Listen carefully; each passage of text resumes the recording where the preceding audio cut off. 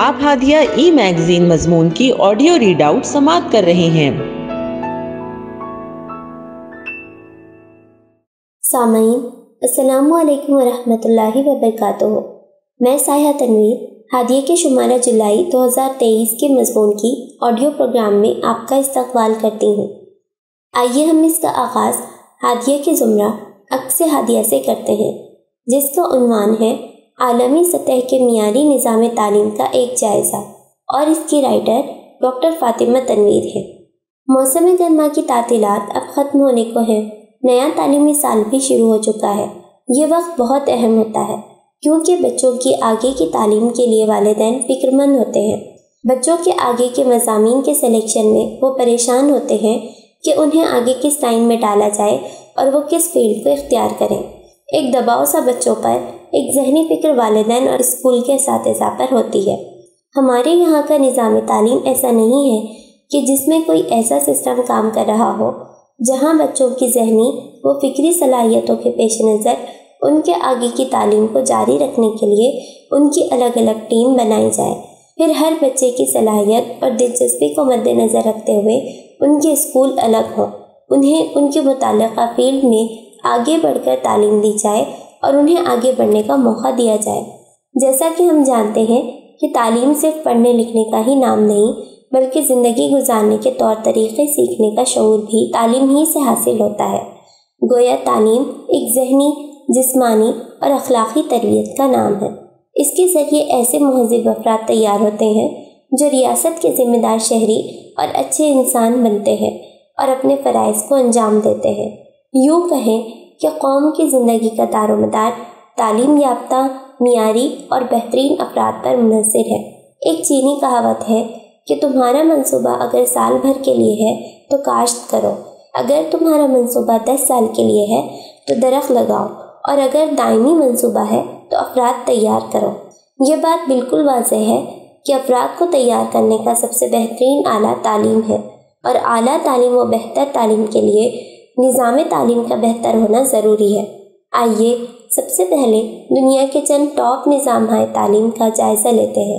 سب سے پہلے ہم سنگاپور کے ایجوکیشن سسٹم پر بات کریں گے۔ سنگاپور کا ایجوکیشن سسٹم۔ سنگاپور ایک چھوٹا سا جزیرہ نما آئی لینڈ ملک ہے۔ 1965 میں برٹش امپائر سے آزادی ملنے کے بعد 57 سالوں میں سنگاپور دنیا کا ایک لیڈنگ ٹریڈ سینٹر اور فائنینشیل سینٹر بن گیا۔ اس کا سہرا اس کے ایجوکیشن سسٹم کو جاتا ہے۔ سنگاپور کا ایجوکیشن سسٹم اس وقت دنیا کا بہترین ایجوکیشن سسٹم مانا جاتا ہے۔ Organisation for economic cooperation and development سینٹ کا programme for international student assessment PISA test, جو ہر 3 سال میں ہوتا ہے۔ یہ ٹیسٹ دنیا بھر کے ایجوکیشن سسٹم کو سامنے رکھتے ہوئے 15 سال کی عمر کے بچوں کی سوچ اور ٹیلنٹ کا ہوتا ہے، جس کو دنیا بھر کے بچوں کی کریٹیکل تھنکنگ کا ٹیسٹ مانا جاتا ہے۔ 2018 کے پیسا ٹیسٹ میں چائنا اور سنگاپور نے ٹاپ رینک حاصل کیا۔ کینیڈا 6 نمبر پر، فن لینڈ 7ویں نمبر پر، UK 10ویں نمبر پر، آسٹریلیا 17ویں نمبر پر، امریکہ 22ویں نمبر پر، فرانس 23ویں نمبر پر رہا۔ اگر اس رزلٹ پر باریکی سے غور کریں تو چائنا اور سنگاپور کے اسٹوڈنٹس دنیا بھر کے ٹاپ ممالک کے اسٹوڈنٹس سے آگے ہیں، لیکن ہمیں یہ دیکھنا ہوگا کہ اس کی وجہ کیا ہے۔ سب سے پہلے یہ ہے کہ پاورفل ٹیوٹرنگ اور پرائیویٹ ٹیوشن جو کہ بچوں کو اسکول کی طرف سے دی جاتی ہے، اور یہ ایک مضبوط سپورٹنگ سسٹم ہے۔ دوسری چیز یہاں کا ٹیچنگ سسٹم۔ سنگاپور میں ٹیچنگ ایک بہت ہی معتبر پیشہ ہے۔ ہمارے یہاں میڈیکل کی اور IIT یا IAS کی تعلیم کی جو اہمیت ہے وہی یہاں ٹیچنگ پیشے کی ہے، اور یہ بہت ہی ہائیلی پیڈ پروفیشن مانا جاتا ہے۔ ایک ٹیچر لگاتار اپنے اسکل کو ڈیولپ کرتا رہتا ہے، اپنی صلاحیتوں کو آگے بڑھاتا رہتا ہے اور طرح طرح کی کوششیں کرتا رہتا ہے، سیکھتا ہے، پھر یہی چیزیں وہ بچوں کو سکھاتا ہے، اور بچوں کی نشو و نما میں ٹیچر کی یہ تمام صلاحیتیں کام آتی ہیں۔ یہاں کا سب سے اہم امتحان پرائمری لیول پر PSLE primary school leaving exam ہوتا ہے، جیسے ہمارے یہاں 10ویں لیول کا امتحان، جو بچوں کے لیے کافی چیلنجنگ ہوتا ہے۔ یہ امتحان ان کا مستقبل طے کرتا ہے۔ یہاں سے نکل کر بچے express level, normal technical level پر جاتے ہیں اور اپنا مستقبل طے کرتے ہیں۔ اس میں سب سے زیادہ بہتر پرفارمنس والے اسٹوڈنٹس جو ایکسپریس لیول پر جاتے ہیں ان کے لیے ایک گفٹڈ ایجوکیشن سسٹم دیا جاتا ہے جو ان کے لیے کافی سپورٹنگ اور فائدہ مند ثابت ہوتا ہے۔ چین کا ایجوکیشن سسٹم۔ اب ہم چائنا کے ایجوکیشن سسٹم پر بات کریں گے۔ چائنا نہ صرف مارکیٹ اور بزنس میں ترقی پر ہے بلکہ یہ ایجوکیشنل فیلڈ میں بھی اپنا ایک اہم مقام رکھتا ہے۔ ان کی یونیک ٹیکنالوجی اور تعلیم کی بے مثال ٹیکنیک کی وجہ سے ایجوکیشن فیلڈ میں چائنا نے اپنا لوہا منوایا ہے۔ چائنا کا لٹریسی ریٹ 1980 میں 70% تھا، لیکن 1990 سے یہاں یونیورسٹیز کی تعداد دگنی ہو گئی اور آج دنیا میں سب سے زیادہ گریجویٹ چائنا کے مانے جاتے ہیں۔ یونائٹڈ اسٹیٹ اور یورپین یونین کا ملا جلا سسٹم مل کر بھی اتنے گریجویٹ نہیں پیدا کر سکا۔ چائنا کے اسٹوڈنٹس دنیا کی ٹاپ موسٹ یونیورسٹیز میں ہر جگہ پائے جاتے ہیں۔ OECD کے پچھلے اسکور کے مطابق ہر 3 سال میں ایک بار ہونے والا PISA امتحان میں چائنا نے ٹاپ کیا ہے۔ اس کی وجہ کیا ہے؟ آئیے ہم دیکھتے ہیں۔ ان کا primary level, junior middle level, senior level اور ABC کلاسز جو کنڈر گارڈن لیول پر ہوتی ہیں۔ ایک اور بالکل الگ اور یونیک سسٹم ہے جو ہے AT equipment and head gear system. اس میں ٹیسٹ دیتے وقت یہ بچوں کو پہنا دیا جاتا ہے۔ اس سے ان کے اندر ہونے والی تمام حرکات و سکنات، ان کا فوکس، ان کے دماغ کے خیالات، ان کے رجحانات، یہاں تک کہ بچوں کی صحت کو بھی یہ ریکارڈ کر لیتا ہے۔ اس سے ملنے والے ڈاٹے کے ذریعے اندازہ لگایا جاتا ہے کہ بچے کا لیول کیا ہے، وہ کس چیز پر فوکس کر رہا ہے، اور پھر اس کی اطلاع والدین کو بھی دی جاتی ہے۔ اس طرح ان کی آگے کی سمت طے ہوتی ہے۔ اسی طرح کلاس روم میں روبوٹ کا ہونا بچوں کی نقل و حرکت کو مانیٹر کرنے کے لیے ریکارڈنگ اور یونیفارم میں چپ لگا کر ان کی تمام حرکات کو ریکارڈ کر کے اندازہ لگایا جاتا ہے کہ بچے کا مستقبل کیا ہو سکتا ہے۔ بچوں کو آگے بڑھانے کے لیے ایجوکیشن سسٹم میں ایک اہم چیز آفٹر اسکول کلاسز اور ویکینڈ کلاسز بھی ہیں جو بہت اہم کردار نبھاتی ہیں، جہاں کلاس ختم ہونے کے بعد بچوں کو ان کے ذوق کے مطابق الگ الگ فیلڈز مثلاً میوزک، کارپینٹنگ، گارڈننگ وغیرہ ان کے ذوق کے مطابق کر اسکول لیول پر یہ تیاری تعلیم کے ساتھ ہی جاری رہتی ہے۔ پھر جونیئر کالج کے بعد جب انہیں آگے بھیجا جاتا ہے تو وہاں کئی لیول کے ایگزام ہوتے ہیں۔ اس میں خاص یہ ہے زونگ کاؤ ایگزام، گاؤ کاؤ ایگزام۔ یہ ایک طرح کا انٹرنس ایگزام ہوتا ہے جو کہ ہائی اسکول لیول کے لیے ہوتا ہے۔ اگر اسے بچہ پاس کر لیتا ہے تو اسے آگے کے لیے بھیجا جاتا ہے، اور اگر یہ کلیئر نہیں کر سکا تو پھر انہیں اسکل سکھانے کے لیے ویکیشنل ٹریننگ دی جاتی ہے تاکہ وہاں کوئی ہنر سیکھ کر اپنی زندگی اچھی طرح گزار سکے۔ اگر بچے نے اوپر کے دونوں لیول پاس کر لیے تو اسے آگے یونیورسٹی میں ایڈمیشن ملتا ہے۔ وہ یونیورسٹی بھی ایسی ہوتی ہے جو الگ الگ فیلڈز کے لیے اسپیشلائز ہوتی ہے۔ اس میں engineering, medical, art, science, medicine, civil lines وغیرہ الگ الگ سبجیکٹس پر مبنی ہوتی ہے، جبکہ ہمارے انڈیا میں ایک ہی سسٹم، ایک ہی سلیبس ہر ایک کے لیے ہوتا ہے۔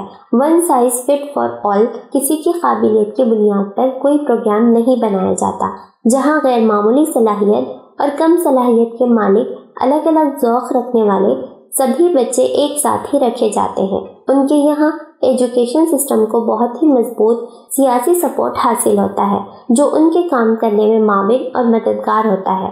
معاشی طور پر تعلیم کو مضبوطی حاصل ہوتی ہے، اس پر پیسہ خرچ کیا جاتا ہے، اسٹوڈنٹ کو گورنمنٹ کا سپورٹ حاصل ہوتا ہے۔ تعلیم کا پرائیویٹائزیشن، مہنگی اور سستی تعلیم، نیز کسی طرح کی دکانداری یا خرید و فروخت نہیں ہوتی، والدین کو در در بھٹکنا نہیں پڑتا۔ یہی چیز جرمنی کے نظام تعلیم میں بھی ہے۔ بچوں کو پرائمری تک فری تعلیم ملتی ہے، اس کے بعد یہ طے ہوتا ہے کہ آگے کیا کرنا ہے۔ فن لینڈ کا نظام تعلیم۔ اس وقت دنیا کے ٹاپ نظام تعلیم کے فہرست میں فن لینڈ اول نمبر پر ہے۔ یہ اپنے آنے والی نسلوں کو لے کر بہت حساس ہے۔ اس کا اندازہ اس بات سے لگایا جا سکتا ہے کہ وہاں ہر پیدا ہونے والے بچے کو ایک ایسی کٹ دی جاتی ہے جس میں اس کے لیے بہت سی بنیادی ضرورت کی اشیاء مہیا کرائی جاتی ہیں، جس سے اس بات کا اندازہ لگایا جا سکتا ہے کہ وہ اپنی آنے والی نسلوں کو لے کر کس قدر حساس ہے۔ فن لینڈ کا ایجوکیشن سسٹم 1930 سے ہی بہت زیادہ چرچا میں رہا ہے۔ ان کے 15 سال کے بچے OECD के PISA टेस्ट में लगातार रैंक हासिल कर रहे हैं। इसकी वजह अगर देखें तो ये है कि फिनलैंड का एजुकेशन सिस्टम दुनिया का सबसे टॉप का एजुकेशन सिस्टम है और अब दूसरे ममालिक भी इसे कबूल करने पर आमादा हो गए हैं। इसकी वजूहात दर्ज झैल हैं। सबसे पहली चीज वहाँ का पॉलिटिकल सिस्टम। ये खास बात है कि वहाँ 230 म्यूनिसिपैलिटी है। हर स्कूल लोकल म्यूनिसिपैलिटी से गवर्न होता है और उसी के जरिए चलाया जाता है। वहाँ टीचिंग और निसाब की आज़ादी भी है। वहाँ पॉलिटिकल सपोर्ट हासिल है।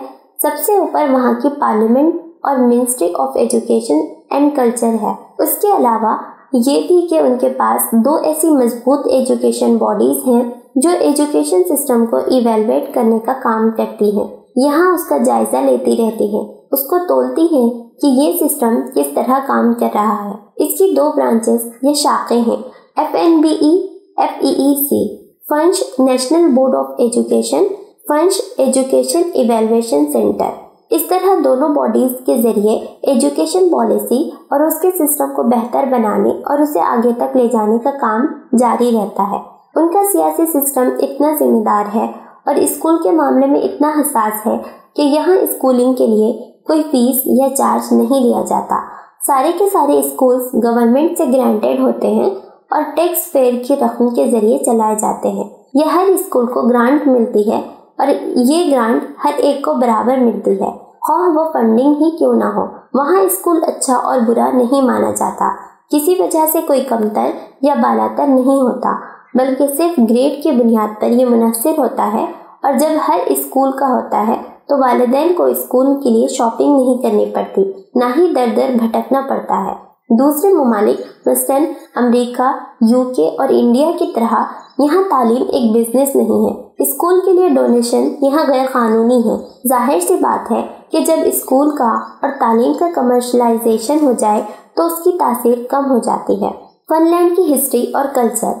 दूसरी बड़ी वजह वहाँ की तारीख है और वो मजबूत फ्रेंच आइडेंटिटी ये पहचान है जो उन्हें आगे बढ़ने में मदद करती है। फिनलैंड को 1917 में आज़ादी मिली और उसके बाद उसने अपनी पहचान कुछ इस तरह बनाई कि अपनी जहनी सलाहियत और जहानत व अक्लमंदी को पैमाना बनाया और इसमें वहाँ के बड़े बड़े फिलोसफर और अक्ली बसारत रखने वाले फलसफियों का हाथ है। Teaching system. टीचर भी एजुकेशन सिस्टम की रीढ़ की हड्डी होते हैं। ये पेशा एक मोतबर और जिम्मेदार पेशा है।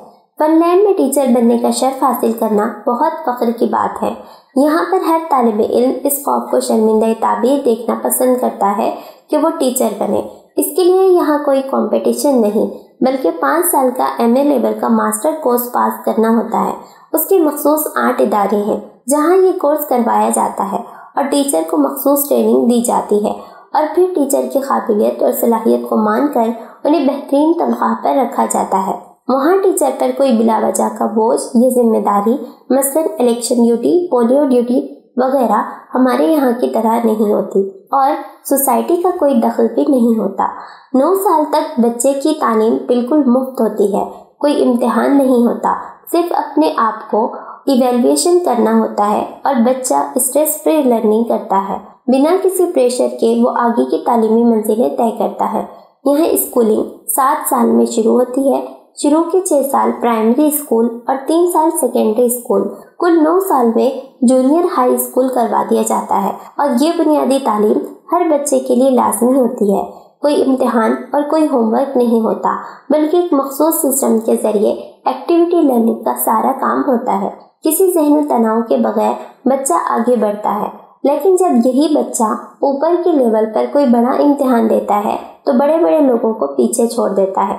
यूके, US और ऑस्ट्रेलिया जैसे ममालिक भी पीछे रह जाते हैं। इसकी वजह stress free learning, evaluation process, study credit hours, यानी पूरे हफ्ते में सिर्फ 20 घंटा, एक दिन में 4 घंटा पढ़ना है।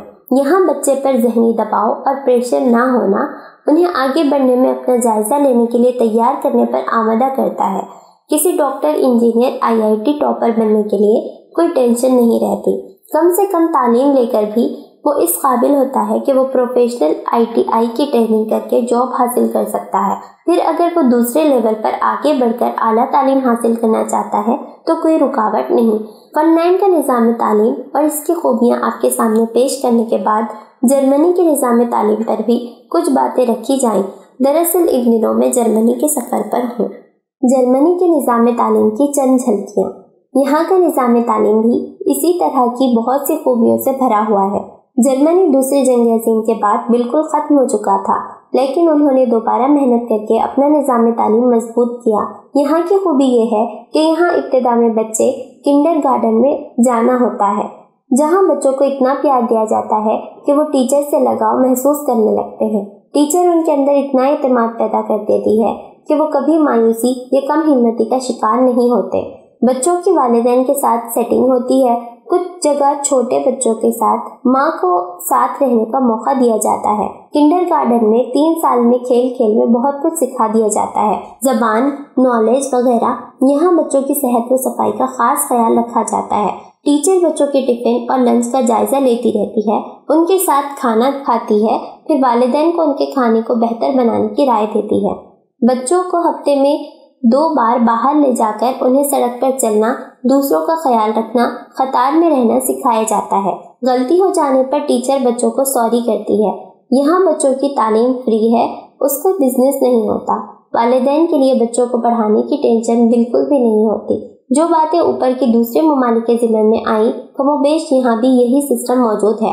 ان کے علاوہ کلچرل چیزیں مثلاً تہذیب، ایٹیٹیوڈ اور اخلاقی تربیت جو ایک ضروری چیز ہے جو انسان کو انسان بناتی ہے، وہ دیکھنے کو ملتی ہے۔ اب آخر میں ہم ہندوستان کے نظام تعلیم پر بات کریں گے اور جائزہ لیں گے کہ ہندوستان کے نظام تعلیم کس طرح کا ہے، یہاں کے والدین اور ان کے بچے کس مشکل کا سامنا کر رہے ہیں۔ ہندوستان کے نظام تعلیم۔ ہندوستان کا تعلیمی نظام دیگر ممالک کے مقابلے میں نہایت کمزور اور ناقص ہے۔ اس کی چند وجوہات ہیں، آئیے دیکھتے ہیں ہندوستان کے نظام تعلیم کی کمیاں اور خامیاں کیا ہیں۔ اگر ہم ہندوستان کی تاریخ کا جائزہ لیں تو ہم دیکھتے ہیں کہ یہاں تعلیم طبقات میں بٹی ہوئی نظر آتی ہے۔ اعلیٰ ذات کے لوگوں کو جو تعلیمی حقوق حاصل رہے وہ پچھلی ذات کے لوگوں کو نہیں ملے۔ ان کے لیے دوسروں کے برابر بیٹھ کر تعلیم حاصل کرنے کی آزادی نہیں تھی۔ آزادی کے بعد بھی یہ دیکھنے میں آتا ہے کہ دلتوں کو تعلیم کا حق حاصل نہیں تھا، عورتوں کو بھی تعلیم کا حق حاصل نہیں تھا۔ اس سلسلے میں ایک اہم نام جیوتیبا پھولے اور ان کی اہلیہ ساوتری بائی پھولے کا اور ان کی ساتھی فاطمہ شیخ بی بی کا سامنے آتا ہے۔ انہوں نے تعلیم کے میدان میں بڑا کارنامہ انجام دیا اور عورتوں اور بیواؤں کی تعلیم کے لیے بھی اہم قدم اٹھایا۔ جیوتیبا پھولے نے سب سے پہلے اپنی بیوی ساوتری بائی پھولے کو تیار کیا۔ وہ ان کے ساتھ اچھوتوں اور پچھڑے ہوئے لوگوں اور عورتوں کو پڑھانے کا کام کرنے لگی۔ انہیں تعلیم کا برابر حق دلوانے کے لیے سوشل کام بھی کیے۔ انہوں نے 1847 میں پہلا اسکول لڑکیوں کے لیے کھولا۔ اس طرح ہزاروں سالوں سے محروم لوگوں کے لیے انہوں نے ایک راستہ دکھایا جس کے ذریعے غریب و پسماندہ طبقات کو، پیدائشی طور سے محروم لوگوں کو تعلیمی اور سماجی انصاف ملنے کی امید پیدا ہوئی۔ نیز ہندوستان کی تاریخ میں تعلیم کے میدان میں ایک اہم باب کا اضافہ ہوا۔ اس طرح ہم دیکھتے ہیں کہ جہاں ہندوستان کا ایک کلچر رہا ہے کہ تعلیم صرف مخصوص طبقے تک ہی محدود رہی، وہاں کچھ بدلاؤ آیا، لیکن اس کے باوجود آج بھی تعلیم کے میدان میں تفریق دیکھنے کو ملتی ہے۔ اس کی کچھ اور بھی وجوہات ہیں جو درجہ ذیل ہیں۔ ہندوستان کی تعلیمی پالیسی۔ ہندوستان میں تعلیمی پالیسی کا المیہ یہ ہے کہ حکومت سماجی برابری اور انصاف کی بنیاد پر سب کو برابر تعلیم دینے کی بات تو کرتی ہے، لیکن یہ ساری باتیں صرف کاغذی حد تک پالیسی پروگرام میں درج ہوتی ہیں۔ حقیقت میں ان کا عملی دنیا سے کوئی تعلق نہیں ہوتا۔ ہماری سرکاریں اس پر کوئی توجہ نہیں دیتی اور مطالبے کے باوجود کوئی سانس تک نہیں لیتی۔ یہ اس بات کی نشاندہی کرتا ہے کہ گورنمنٹ اس سلسلے میں کتنی سنجیدہ ہے۔ افسوس کی بات تو یہ ہے کہ ہمارے غریب ملک میں تعلیم کا بجٹ GDP کا 6% ہی ہے اور ڈیفنس کا بجٹ اس سے کہیں زیادہ ہے، جبکہ دوسرے ترقی یافتہ ممالک میں 20% GDP کا تعلیم پر خرچ کیا جاتا ہے۔ پرائمری تک کی تعلیم بالکل مفت ہوتی ہے، آگے کی تعلیم کے لیے بھی بچوں کو وظائف ملتے ہیں۔ پرائیویٹائزیشن۔ اہم مسئلہ پرائیویٹائزیشن کا بھی ہے۔ ہندوستان میں ایک مسئلہ یہ بھی ہے کہ تعلیم کو پرائیویٹائز کر دیا گیا ہے، جہاں یہ بات دستور میں درج ہے کہ 6 سال سے 14 سال کے بچوں کی تعلیم لازمی تعلیم ہوگی اور ہدایتی اصول ڈائریکٹ پرنسپل کی ہدایت کے باوجود بچوں کی تعلیم مفت نہیں ہے۔ 90 سے 100% تک اندراج انرولمنٹ ہونے کے باوجود پرائمری کے بعد ہی بچوں کا ڈراپ آؤٹ شروع ہو جاتا ہے۔ ہائی اسکول لیول تک یہ تعداد بڑھتی جاتی ہے اور گریجویشن لیول پر پہنچتے 5% تک ہی رہ جاتی ہے۔ پرائیویٹائزیشن کی وجہ سے تعلیم کا فائدہ صرف دولت مند گھرانے کے بچوں کو ہی حاصل ہو پاتا ہے۔ تعلیم کے مہنگے ہونے اور بھاری فیس کی رقم نہ دے پانے کی وجہ سے انڈیا میں تعلیم عام نہیں ہو سکی اور بہت سے بچے تعلیم سے محروم رہ جاتے ہیں، اعلیٰ تعلیم تک نہیں پہنچ پاتے۔ ایک طرف سرکاری اسکولوں کا معیار خراب ہے، دوسری جانب پرائیویٹ اسکول بہت مہنگے ہیں۔ یہاں ایک بہت بڑا گیپ ہے جس نے امیر غریب کے درمیان تعلیم حاصل کرنے میں ایک کھائی کا کام کیا ہے۔ سرکاری اسکولوں کے ٹیچرز کا ٹرینڈ نہ ہونا، سرکاری بھرتی ہونے کے بعد اساتذہ کی لاپرواہی، دیگر کاموں میں ڈیوٹی مثلاً پولیو اور ایجوکیشن ڈیوٹی کرنا، دوسرے پرسنل کاموں میں زیادہ دلچسپی لینا، اسکولوں کا جائزہ نہ لیا جانا وغیرہ۔ کرپشن، تعلیمی ترقی نہ ہونے کی بڑی وجہ تعلیم کے میدان میں کرپشن بھی ہے۔ محکمہ تعلیم یہ سمجھتا ہے کہ پرائیویٹ سیکٹر پیسہ لوٹ رہے ہیں، اس لیے وہ اور ان کے اعلیٰ افسران اسکولوں کا جائزہ لیتے وقت پرائیویٹ اسکولوں سے بھاری رقم وصول کرتے ہیں اور ان کا استحصال کرتے ہیں۔ دوسرے یہ کہ گورنمنٹ اسکولوں کا حال یہ ہے کہ ان کا معیار بہت خراب ہے۔ کبھی کبھی تو یہ بھی دیکھا گیا کہ بڑا بھائی ٹیچر ہے لیکن وہ دوسرے کاموں میں لگا ہوا ہے، وقت نہیں دے پاتا اور اس کی جگہ چھوٹا بھائی جو بالکل ٹرین نہیں اور 10ویں پاس ہے وہ پڑھا رہا ہے۔ تو اس طرح کا کرپشن اور فراڈ تعلیم کے میدان میں بہت زیادہ ہے، اور بھی ایسی کئی مثالیں ہیں جو دیکھنے میں آتی ہیں۔ دوسری وجہ کرپشن کی یہ بھی ہے کہ سرکاری اسکولوں کا معیار بہت خراب ہے، ٹیچر دوسرے کاموں میں مصروف ہیں، اسکول پر توجہ نہیں دیتے۔ اسی طرح امتحان میں پیپر کا لیک ہونا، امتحان کا ٹائم پر نہ ہونا، ڈیٹ صحیح وقت پر اناؤنس نہ ہونا، امتحان کینسل ہو جانا، نصاب کی کتابیں صحیح وقت پر مارکیٹ میں نہ آنا، آئی بھی تو کم تعداد میں پرنٹ ہونا، سبھی بچوں کو فراہم نہیں ہونا وغیرہ۔ سرکاری اسکولوں میں class room, toilet, play ground کی خستہ حالی، بچوں کے لیے کوئی سہولت نہ ہونا ایک بہت ہی خراب تصویر پیش کرتا ہے۔ دوسری طرف پرائیویٹ اسکول بہت ہی خوبصورت اور تمام سہولیات سے آراستہ ہوتے ہیں، مگر ان کی فیس اور بچوں کو اس میں پڑھانا ہر ایک کے لیے ممکن نہیں ہوتا۔ خلاصہ یہ کہ تعلیم کے میدان میں اس طرح کے مسائل اور کرپشن دیکھنے کو ملتا ہے۔ پھر پرائیویٹ اسکولوں کی فیس پرائمری پری شولنگ کی 70,000 سے 1 لاکھ تک دیکھنے کو ملتی ہے۔ لہٰذا ان توجہ طلب امور پر حکومت کو سنجیدگی سے غور کرنے کی ضرورت ہے تاکہ ان پر قابو پایا جا سکے۔ GDP کا زیادہ حصہ تعلیم پر خرچ کیا جانا چاہیے، بچوں کی تعلیم کو سستی اور پرائمری تعلیم فری اور معیاری کرنے کی سمت متوجہ ہونا چاہیے، کرپشن کو ختم کرنا چاہیے، تعلیم کا کمرشلائزیشن ختم کرنے پر سنجیدگی سے غور کرنا چاہیے۔ اگر ہندوستان میں ان تمام پہلوؤں پر توجہ دی جائے تو تعلیم کا معیار بہتر ہو سکتا ہے اور انڈیا کا تعلیمی نظام بہتر ہو سکتا ہے۔